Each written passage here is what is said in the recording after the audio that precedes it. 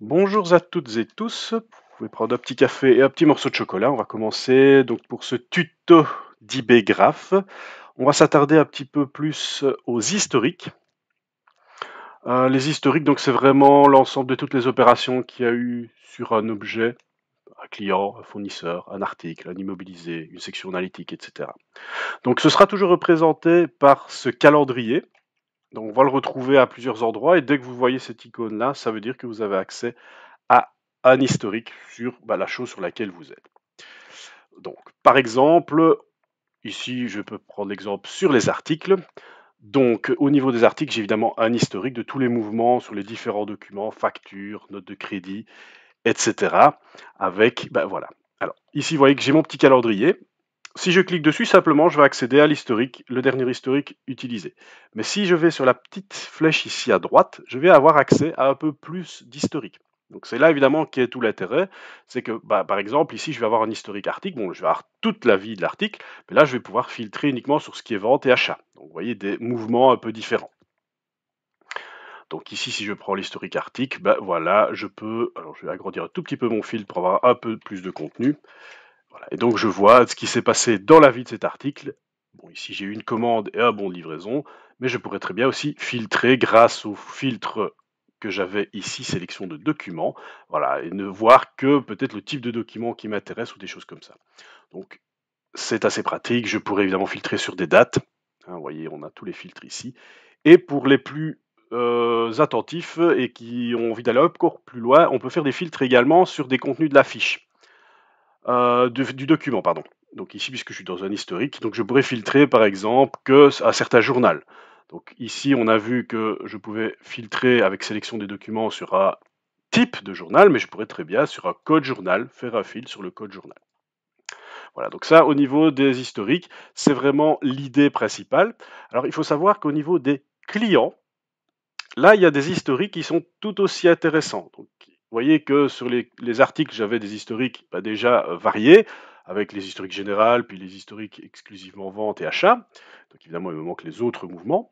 Mais au niveau des clients, je vais avoir à peu près le même principe. Je vais évidemment avoir l'historique comptable que tout le monde connaît finalement. Donc ça, je suis sur la fiche, je vais sur le petit calendrier et ça va ouvrir mon historique comptable.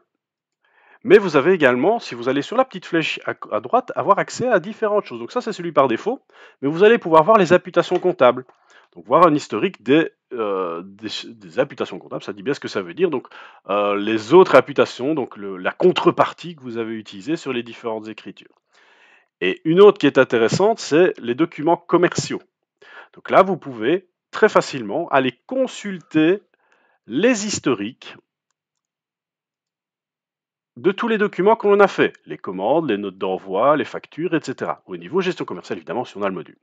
Mais il faut savoir que je peux aussi faire un historique plus complet pour moi, où je vais pouvoir savoir tous les articles que j'ai vendus à ce client. Donc j'ai articles triés par date dans les types ici.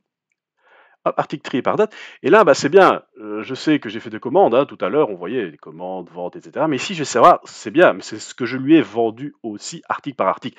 Donc, quand un client me demande, tiens, qu'est-ce que je vous ai acheté la dernière fois, j'aimerais bien que tu me remettes le même vin, par exemple, que la fois passée. On a peut-être 10 ou 20 ou 30 sortes de vins. On va pouvoir aller revoir exactement ce qu'on lui a vendu la fois précédente, sans devoir remonter toute la source dans les documents. Petite autre subtilité, quand vous êtes sur un document comme ça dans un historique, c'est quand vous double-cliquez dessus, ça vous permet de réouvrir le document, de pouvoir reconsulter. Donc dans une écriture comptable, vous allez remonter à l'écriture comptable.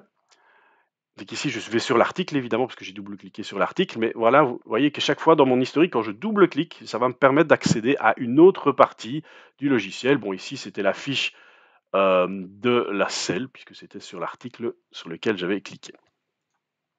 Autre historique intéressant au niveau de la fiche client, vous avez l'historique des rappels. En fait, il faut savoir qu'il enregistre les rappels quand vous les générez, que vous les envoyez. Il va sauvegarder le PDF quelque part. Et donc, si vous voulez revoir les historiques des rappels que vous avez déjà fait à un client, vous venez ici, historique des rappels, et vous allez pouvoir reconsulter, bah tiens voilà, j'avais fait un rappel de niveau 3, le 6 du 3 2023. Et si je veux le reconsulter, pas de souci, ou le réenregistrer, ou le réimprimer ou quoi, je peux ressortir le fichier PDF, l'enregistrer, et puis le réimprimer si nécessaire. Alors je voulais vous montrer aussi une toute petite fonctionnalité que parfois n'est pas assez connue, c'est au niveau des mouvements comptables, et vous allez voir que cette petite icône, vous verrez qu'on la retrouve à d'autres endroits. Mais par exemple, je suis dans les mouvements comptables, et je me rends compte que, je ne sais pas moi, ici la date d'échéance n'était pas bonne. Alors, qu'est-ce qu'on penserait d'habitude? C'est on va aller dévalider l'écriture, la modifier, recorriger, etc. En fait, une série d'informations, on va voir lesquelles, sont modifiables depuis l'historique sans toucher à la comptabilité. Donc on ne va pas devoir dévalider, etc. Comment faire? On va cliquer ici sur le petit stylo. Donc évidemment, on va se mettre sur la ligne que l'on veut modifier, ça semble logique. Ensuite, on va cliquer sur le petit stylo et on va avoir accès à une série d'informations que l'on peut modifier sans toucher à la compta. Par exemple, changer la communication. On a oublié de mettre que c'était la facture numéro 3254. Oui, enfin 3542. On a oublié de mettre la remarque interne. Voilà, par exemple. Et alors, ce qui est pas mal, c'est qu'on peut changer toute une série d'informations, je vais dire extra-comptables, avec l'escompte, le taux d'escompte. On a oublié de l'encoder, mais on voudrait quand même en tenir compte. On peut changer le taux d'escompte, on peut changer la date de l'escompte, et surtout, je pourrais changer éventuellement la date d'échéance. Alors, un cas vécu, c'est que parfois, on a les doigts qui glissent un peu sur le clavier, et on a mis 2200 au lieu de 2020, hein, ou 2300 au lieu de 2023. Et du coup, bah, c'est vrai que dans nos balances âgées, etc., bah, ça met l'échéance tellement loin que bah, parfois on l'oublie un peu. Et donc ici, vous pouvez venir changer la date d'échéance et remettre la bonne date d'échéance. C'est ici également que vous avez l'accès au niveau de rappel que vous pouvez changer. Au niveau du rappel sur le document, vous pouvez également consulter, tiens, ce document-là a déjà été rappelé avec un niveau 2. À quelle date?